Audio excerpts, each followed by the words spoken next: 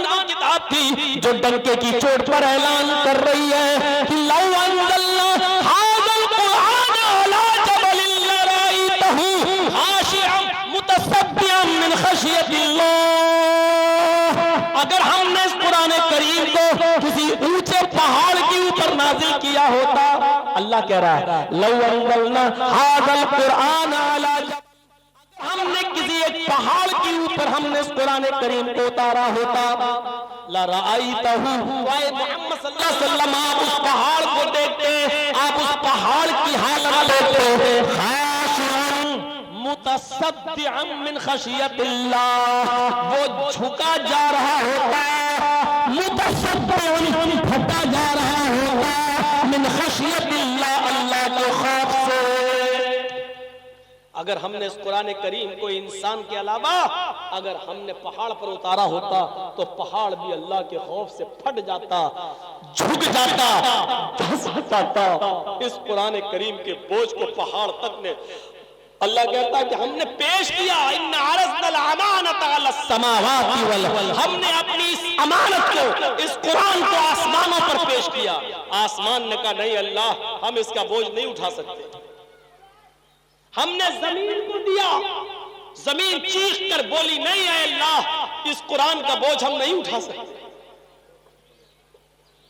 اور جب ہم نے انسان کو یہ قرآن دیا، اپنی امانت دی، تو فوراً اس نے اٹھا لیا، وَحَمَلَهَا الْإِنسَانُ إِنَّهُ كَانَ ظَلُومًا جَهُولًا۔ اللہ نے یہ بھی نہیں کہا انہو کانا ظالمن او جاہلن، یہ بھی نہیں کہا، اللہ نے کہا انہو کانا ظلومن۔ سوچو کیا کہا؟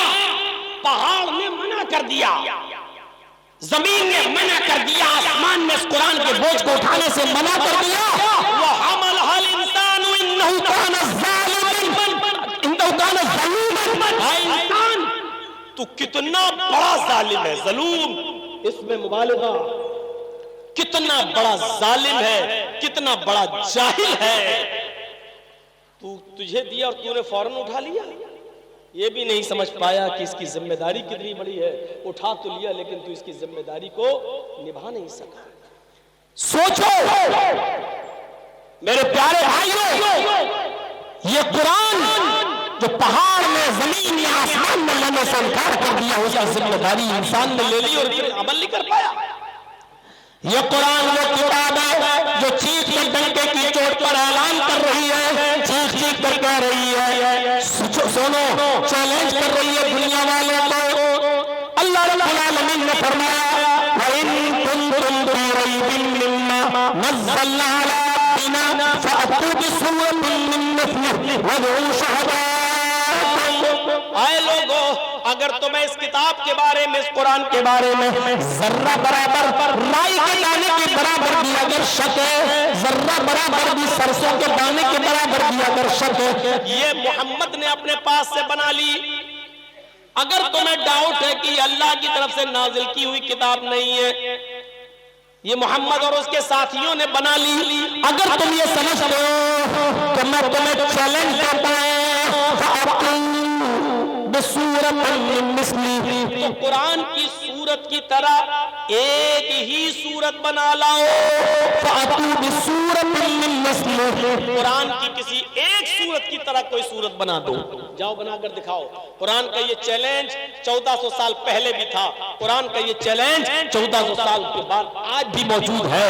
آج بھی بہت سے یہودی عرب ممالک کے اندر عربی بولتے ہیں، آج بھی بہت سے یہودی، چلے جائیے شام میں، چلے جائیے اردن میں، چلے جائیے الجزائر میں، چلے جائیے سعودی عرب کو چھوڑ کر آپ اور دوسرے عربی ممالک میں چلے جائیے، وہاں آج بھی عربی بولنے والے یہودی، عربی بولنے والے عیسائی آج بھی موجود ہیں۔ قرآن کریم کا یہ چیلنج ان کو بھی ہے، تم تو عربی سمجھتے ہو، تم تو عربی بولتے ہو، جاؤ تم قرآن کی سورت کی طرح کوئی ایک سورت بنا کے لے آؤ۔ لیکن وہ عربی جاننے والے یہودی، عربی جاننے والے عیسائی بھی قرآن کی سورت کی طرح کوئی سورت نہیں بنا سکتے۔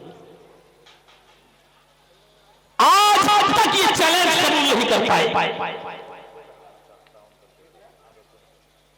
سوچئے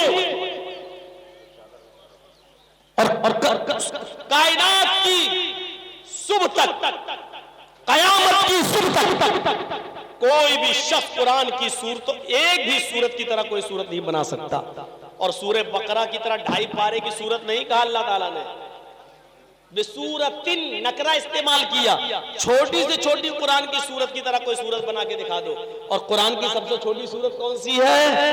اِنَّا آتَيْنَاكَ الْكَوْثَرَ فَصَلِّ لِرَبِّكَ وَانْحَرْ إِنَّ شَانِئَكَ هُوَ الْأَبْتَرُ. اللہ چیلنج دے رہا ہے 2.5 پارے کی صورت سورہ بقرہ کی طرح نہیں، اس صورت اِنَّا آتَيْنَاكَ الْكَوْثَرَ فَصَلِّ لِرَبِّكَ وَانْحَرْ إِنَّ شَانِئَكَ هُوَ الْأَبْتَرُ. جاؤ اتنی چھوٹی صورت کی طرح کوئی صورت لے آؤ.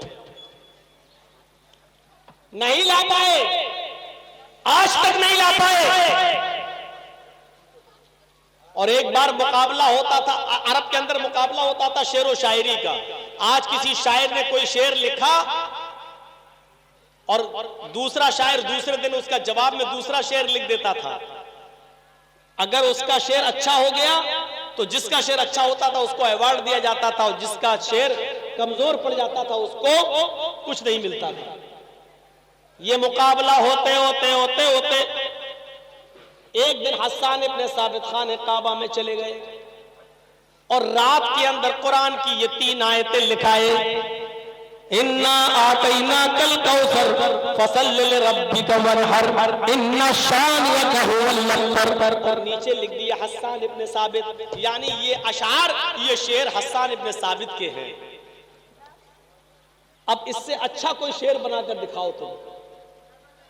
اب دوسرے دن جو لوگ آئے کہنے لگے ہیں حسان ابن ثابت نے یہ کون سا شعر بنایا، اِنَّا آتَيْنَاكَ الْكَوْثَرَ فَصَلِّ لِرَبِّكَ وَانْحَرْ إِنَّ شَانِئَكَ هُوَ الْأَبْتَرُ.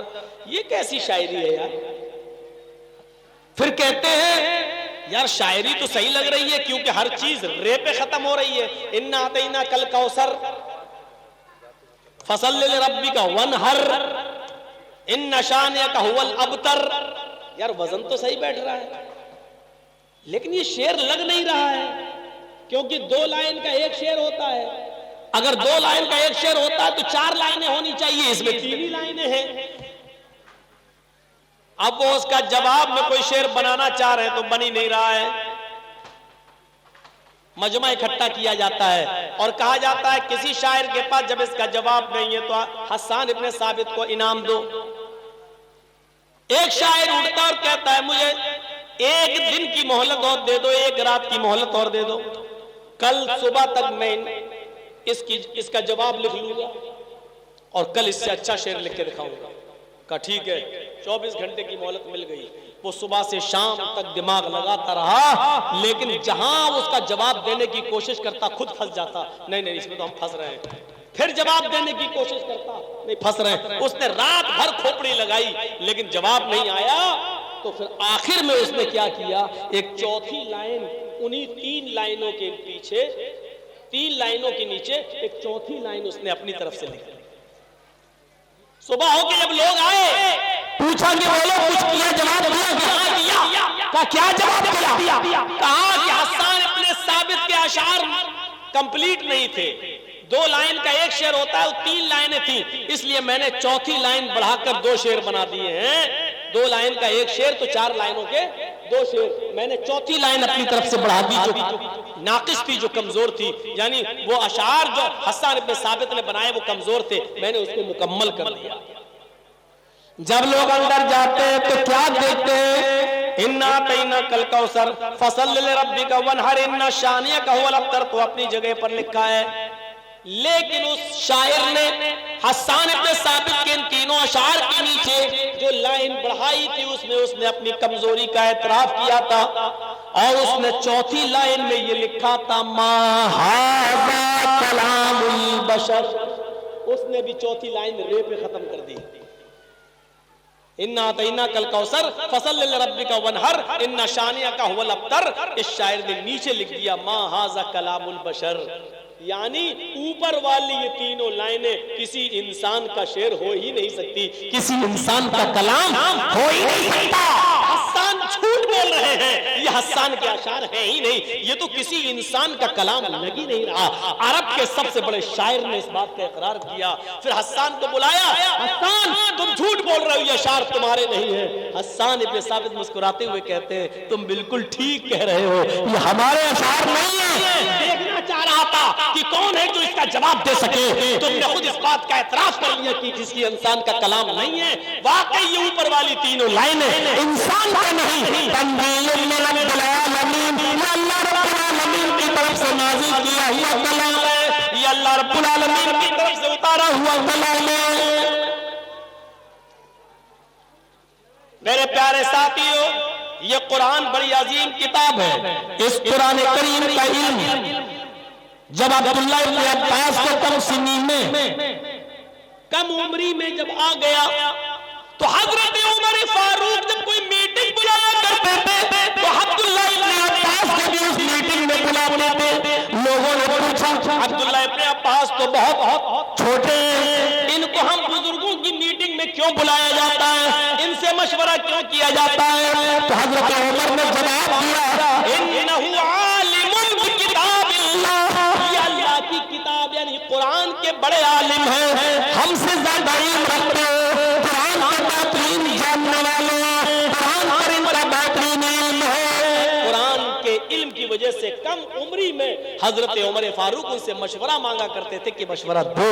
میرے بھائیو، یہ قرآن کی برکت ہے، قرآن کی برکت۔ اس قرآن کی برکت کو سمجھنے کی کوشش کرو۔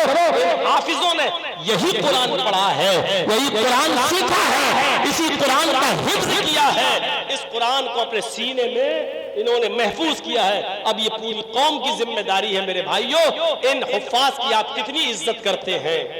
اگر آپ ان سینے میں جو کتاب انہوں نے اپنی محفوظ کی ہے، اگر آپ اس کی قدر کریں گے تو یہ ان کے سینوں میں محفوظ رہے گی۔ اگر آپ ان کو عزت کی نظر سے نہیں دیکھیں گے تو یہ بھول جائیں گے۔ ان بچوں کے سامنے اپنا فیوچر ہے کہ قرآن کو یاد کر لیا لیکن ہم مستقبل میں کیا کریں گے؟ آج روزی روٹی سے جڑے ہوئے تمام مسائل ہیں، اس لیے ان بچوں کی ناقدری نہیں ہونی چاہیے۔ یہ قوم کی ذمہ داری ہے کہ ان بچوں کو قدر کی نظر سے دیکھیں۔ آپ کی ذمہ داری ہے کہ ایسے ادارے بھرپور تعاون کریں تاکہ ان اداروں سے حافظ کے ساتھ ساتھ عالم بھی بن کر نکلے اور پورے ملک کے اندر اور پورے ہندوستان ہی نہیں پوری دنیا کے اندر اسلام کی روشنی کو پھیلائیں۔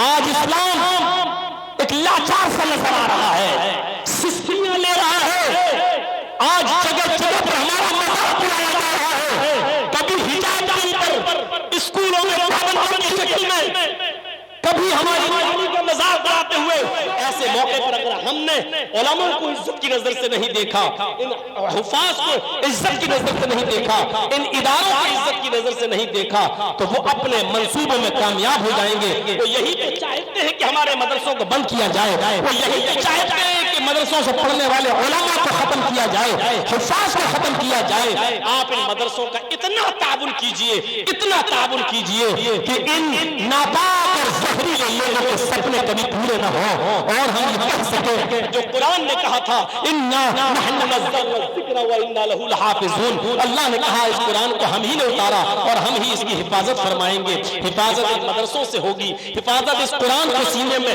محفوظ کرنے سے ہوگی۔ میرے بھائیو، 5:46 پر آپ کے یہاں اذان کا وقت ہے، 5:41 ہو چکے ہیں، 5 منٹ کا وقت باقی ہے اذان میں۔ میں آپ سے گزارش کرتا ہوں اس ادارے کے لیے آپ کو اس 5 منٹ کے اندر اگر مولانا جرجیس سے آپ کو پیار ہے، محبت ہے، انسیت ہے، عبداللہ عینی صاحب نے آپ کی چاہت کو قبول کرتے ہوئے مجھے دعوت دی اور میرا ایک دن میں 2 جلسہ، میں نے ان کی دعوت کو ریکویسٹ کو قبول کرتے ہوئے یہاں چلے آئے، جبکہ ابھی مجھے جانا ہے بیگل بینک کی طرف اور ململ کوئی جگہ ہے وہاں پر کوئی پروگرام کر میرا ہے ابھی تو میں تو ابھی نکل جاؤں گا۔